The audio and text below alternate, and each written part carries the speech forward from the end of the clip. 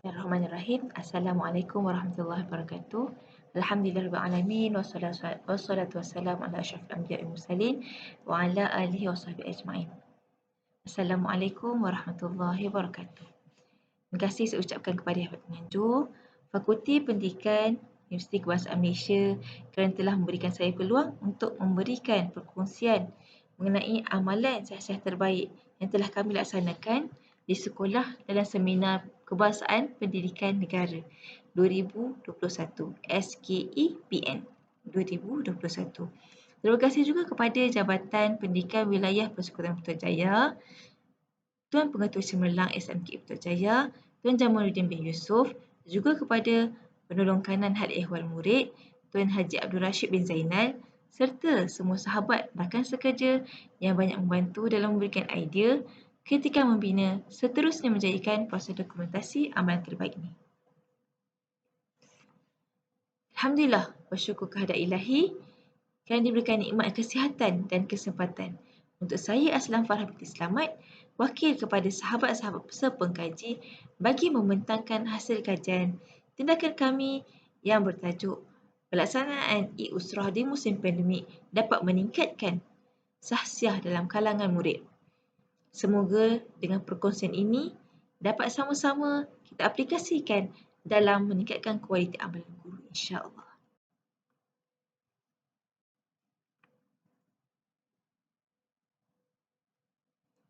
Seterusnya, pengenalan Usrah Badar SMKA Putrajaya. Untuk pengetahuan, Usrah Badar, iaitu Badan Dakwah dan Rohani, merupakan satu program yang telah disusun di bawah seliaan Hal Ehwal Murid di sekolah.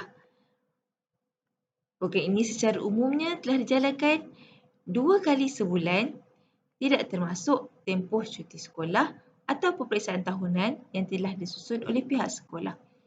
Pelaksanaan usrah di sekolah ini telah dirancang dan disusun secara berkala dalam takwim sekolah.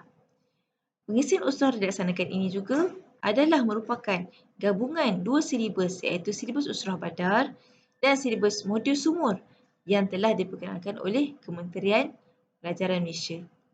Untuk pengetahuan semua juga, kumpulan usrah ini telah disusun mengikut DOM yang terdapat di asrama sekolah dan pengisian setiap kumpulan usrah ini diberikan oleh seorang nakib ataupun nakibah, maksudnya yang usrah lelaki dipimpin oleh seorang nakib, usrah perempuan dipimpin oleh seorang nakibah yang terdiri daripada murid yang dipilih dari kalangan tingkatan 4 dan 5. Pelaksanaan usrah ini sentiasa dipantau dan dibimbing oleh para murabbi yang dilantik dari kalangan para guru pendidikan Islam, bahasa Arab dan Temuah. Ini tahfiz model ulul albab dari setiap kumpulan yang telah disusun.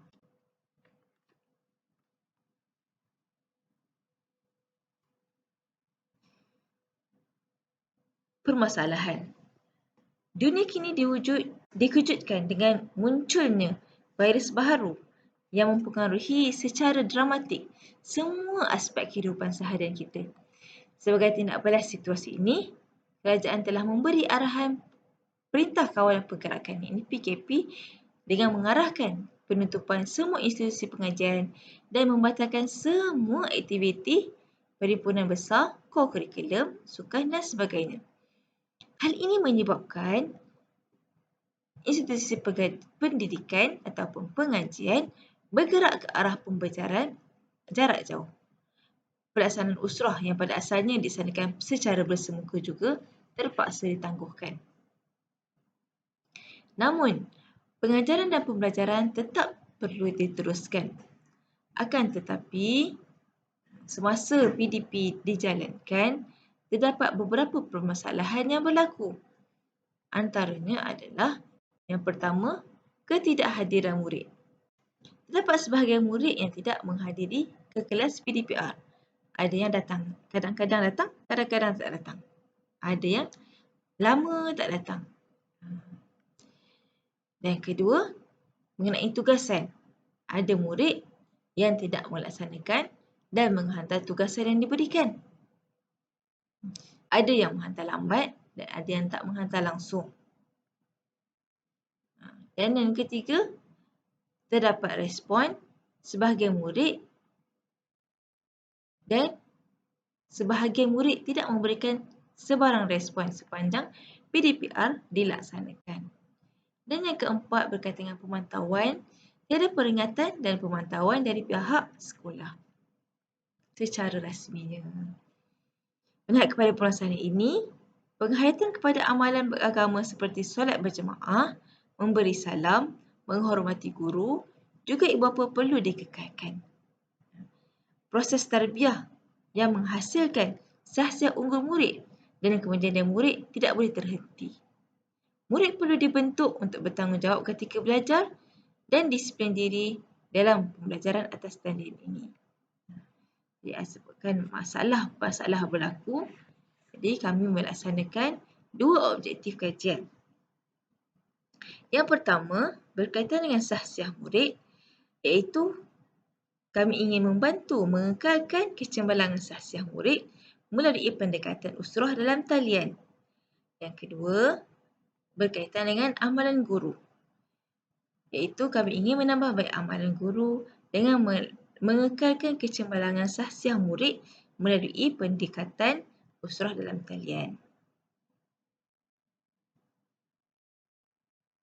Metodologi yang digunakan dalam kajian ini adalah menggunakan teori Lewin 1946 dan Landau 1992 yang telah diolah. Terdapat 5 langkah yang telah dilaksanakan menggunakan teori ini. Yang pertama, mengenal pasti masalah. Kami mengenal pasti masalah murid sepanjang PDPR ini dilaksanakan. Yang kedua adalah merancang. Setelah mengenal pasti masalah, kami merancang kaedah untuk mengatasi masalah murid yang diperoleh. Apa yang kami buat? Kami telah menghasilkan buku panduan pelaksanaan usrah. Dalam buku ini ada beberapa info penting seperti maklumat pengurusan usrah, objektif usrah, senarai murabbi, tata cara pelaksanaan usrah, kaedah merekod laporan usrah dan sebagainya. Yang kedua, kami telah menghasilkan modul usrah bagi tingkatan 1 hingga 5 dengan menggabungkan dua silibus usrah, iaitu usrah badal dan modul sumur. Dan yang ketiga, mewujudkan platform perhubungan dengan menggunakan aplikasi WhatsApp. Aplikasi yang digunakan ini sangat memudahkan perhubungan komunikasi dan penyaluran informasi antara murabbi dan para nukhaba.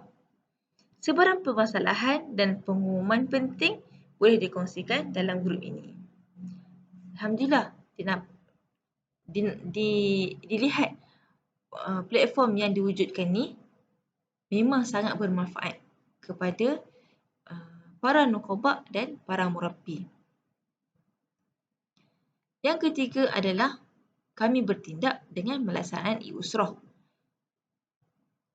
Mengikut takwim yang telah disusun dengan menggunakan aplikasi Google Meet berdasarkan tajuk yang telah diberikan. Kami telah susun setiap usrah yang kami nak laksanakan, kami telah memaklumkan kepada setiap pelajar topik mana yang akan digunakan untuk minggu tersebut. Dan para nukhaba menyampaikan pengisian usrah ikut kreativiti mereka masing-masing. Ada yang buat guna YouTube, maksudnya dia sampaikan video menggunakan quiz, game dan pelbagai aktiviti lain bagi menarik minat ahli usrah. Ini antara contoh usrah yang telah dijalankan. Dan langkah keempat adalah memerhati. Kami telah memerhati pelaksanaan usrah bagi setiap kumpulan melalui laporan usrah yang telah dihantar melalui Google Drive dan gambar pelaksanaan di grup WhatsApp. Yang terakhir sekali, mereflect. Kami membuat refleksi dan penilaian terhadap kajian tindakan yang telah dijalankan. Jabatan Kajian mendapati peratusan kehadiran PDPR semakin meningkat. Jika dilihat dalam jadual ni, kalau kita tengok,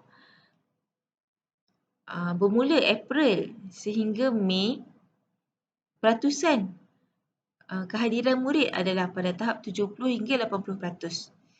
Bermula pertengahan Mei hingga Jun. Okay. Kami mendapati peratusan murid telah meningkat sehingga 90% ke atas. Untuk pengetahuan semua, sebenarnya kalau di SMKA, sebab sekolah berasrama penuh, biasanya kehadiran murid adalah 90%. Jadi disebabkan pandemik ni, kami dapati kehadiran murid sangat merosot. Jadi kami ambil inisiatif untuk melaksanakan usrah dalam talian. Alhamdulillah, selepas dilaksanakan usrah secara dalam talian, terdapat peningkatan kehadiran murid sehingga 90%. Akhir sekali, sebagai kesimpulan, kajian ini menunjukkan terdapat pengekalan kecemerlangan syah-syah dalam kalangan murid. Seterusnya, berjaya membaiki amalan pedagogi dalam mendidik murid dengan menghasilkan buku panduan pelaksanaan dan menyusun modul usrah. Seterusnya, membina grup WhatsApp yang memudahkan penyampaian maklumat antara usrah, murabbi dan nuqaba.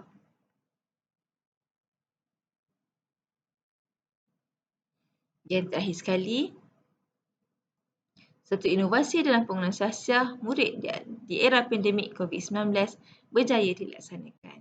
Alhamdulillah.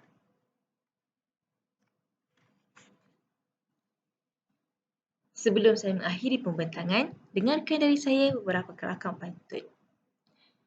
Anak-anak mencari sesuatu merata-rata. Alhamdulillah, usrah ini sangat membantu dalam mendidik anak-anak semua putera. Ilmu dan amal diperlukan diri agar tidak lalai, sentiasa diperingati. Terima kasih buat para penganjur program ini. Moga sentiasa diberkati. Sekian sahaja daripada saya. Mohon maaf atas segala kekurangan, segala yang baik datang daripada Allah. Dan yang kurang datang daripada kelemahan dari saya, mohon ampun dan maaf. Wallahu a'lam. Wabillahi taufiq wal hidayah. Wassalamualaikum warahmatullahi wabarakatuh. Sekian, terima kasih.